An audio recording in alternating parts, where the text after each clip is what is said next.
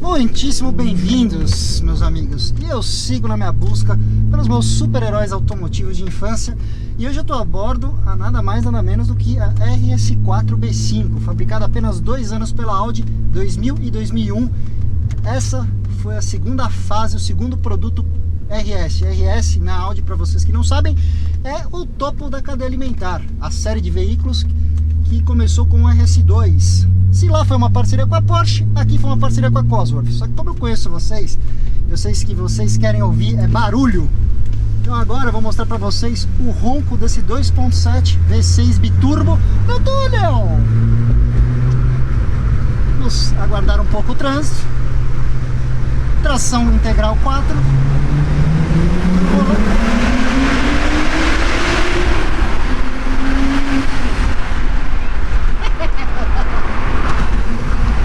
Cara, é uma era sensacional da indústria automobilística. Que era.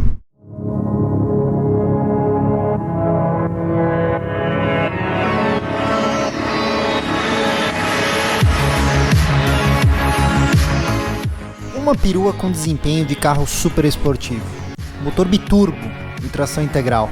Esses são ingredientes que lhe fariam pensar que estou falando de um carro atual, 2019. Mas não, estamos falando de um carro do começo dos anos 2000.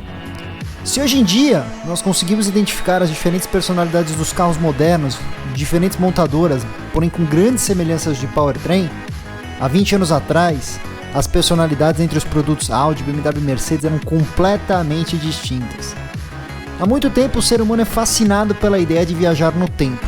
A nostalgia é um sentimento muito forte entre todos nós, especialmente quando somos entusiastas automotivos. Hoje eu conto para vocês como é que é dirigir a perua Audi RS4 B5. Motor preparado pela Cosworth, 380 cavalos, 44,9 kg de torque. Tração integral 4 e um legítimo câmbio manual em um dia chuvoso.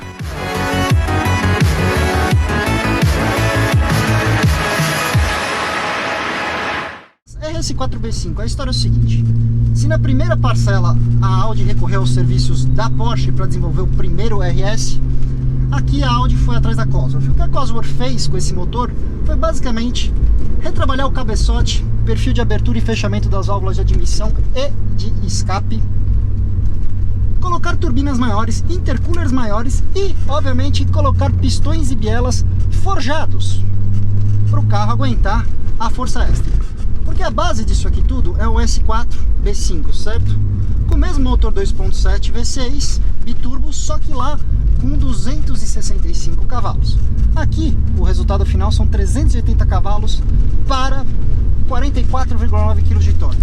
A única opção, câmbio manual de 6 marchas e a tração 4, mas uma 4 legítima, permanentemente integral, tradicional sistema Torsen.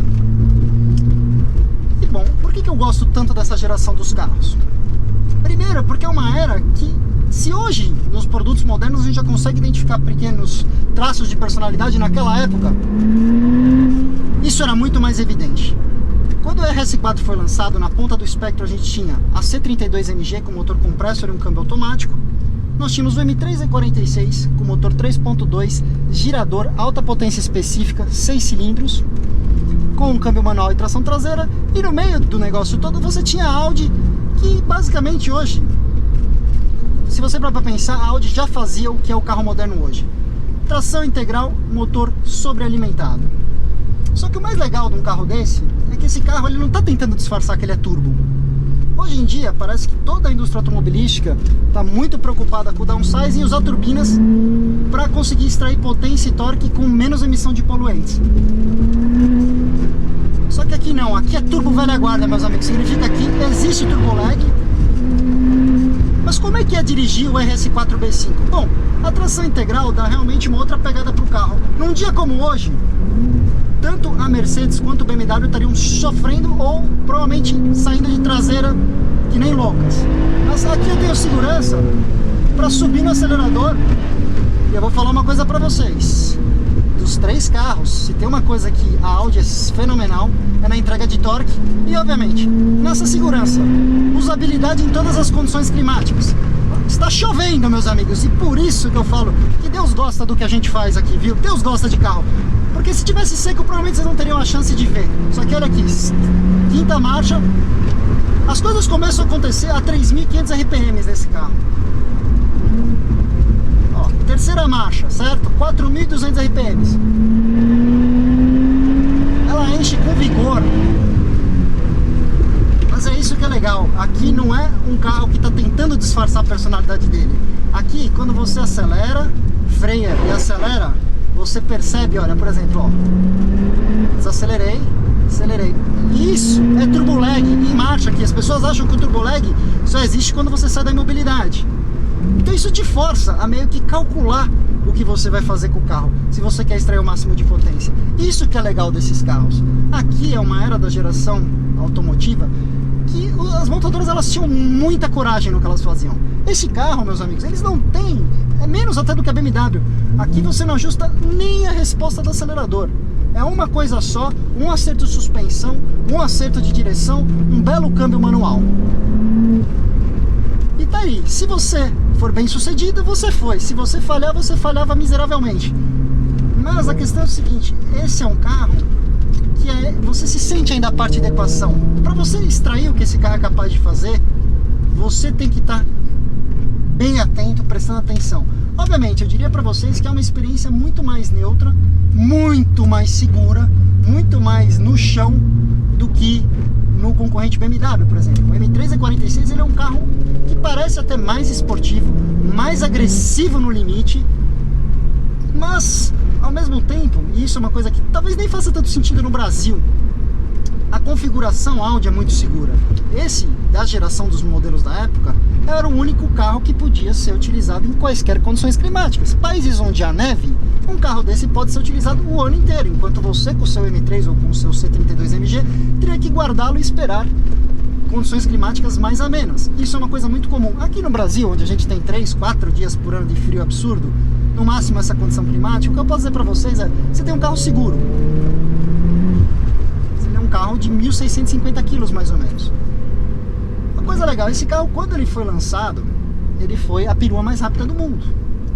De acordo com o número divulgados para Audi, para o 0 a 100, não para o 0 a 60 milhas, era de 4,7 segundos. Era um tempo muito... Só para dar uma noção para vocês, nós estamos falando de 2000, meus amigos. O único carro na rua que eu lembro que era capaz de fazer um tempo um pouco mais baixo que isso era o 996 Turbo, que tinha acabado de ser lançado junto com esse carro, que era um carro esportivo puro.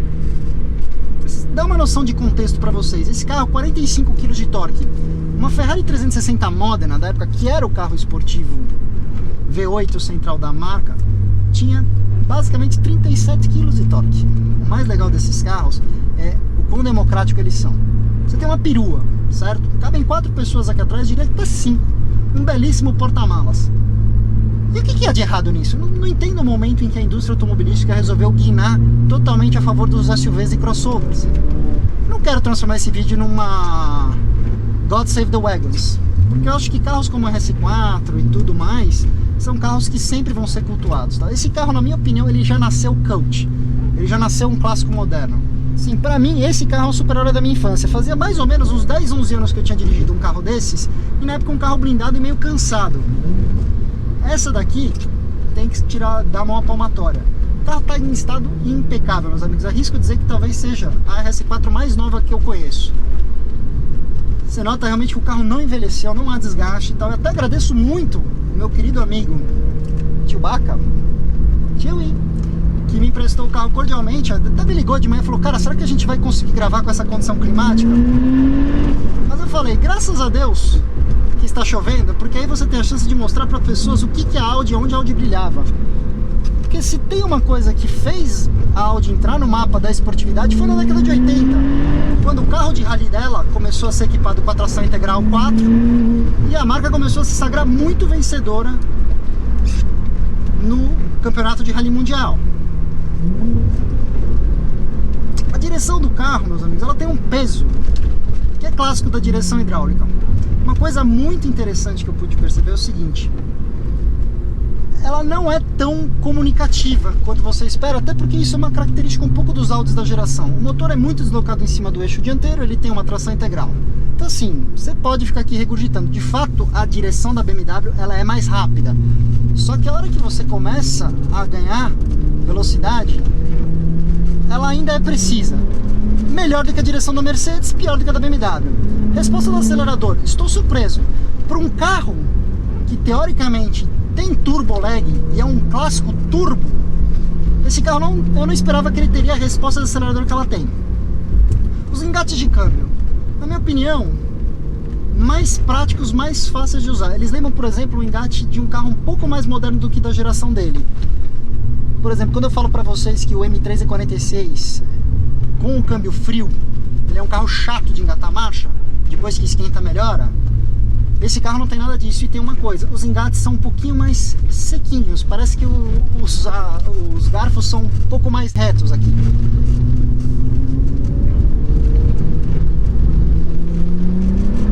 Cara, tô adorando isso aqui, cara. Os freios, você nota realmente a massa do carro, que esse carro é um carro um pouquinho mais pesado, por exemplo, do que o M3, justamente quando você sobe no freio. Ele tem um pouco mais de inércia, certo?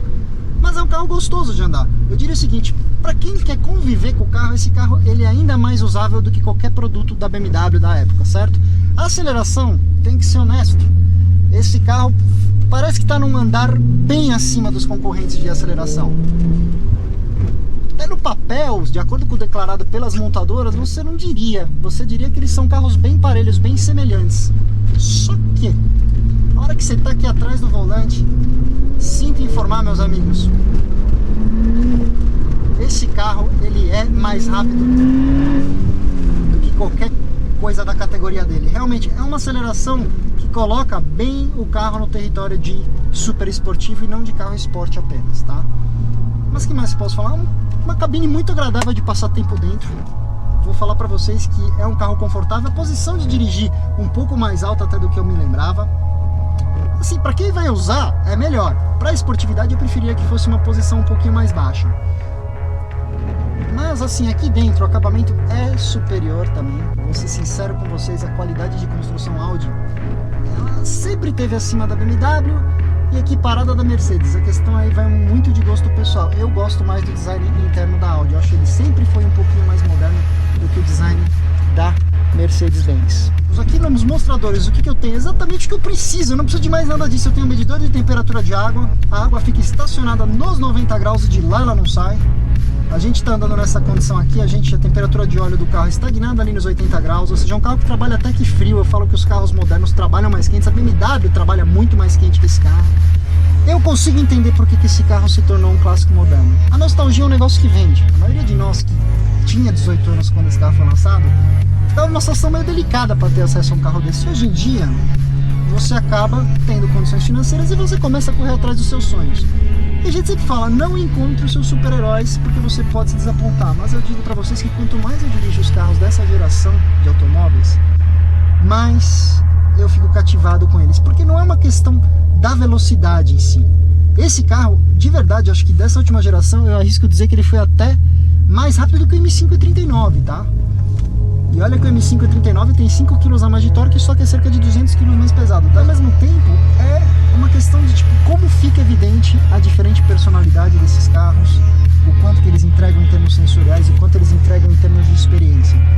Esse carro, graças a Deus, é um daquele tipo de carro que você não precisa estar se matando a 250, 260 km por hora para sentir alguma coisa.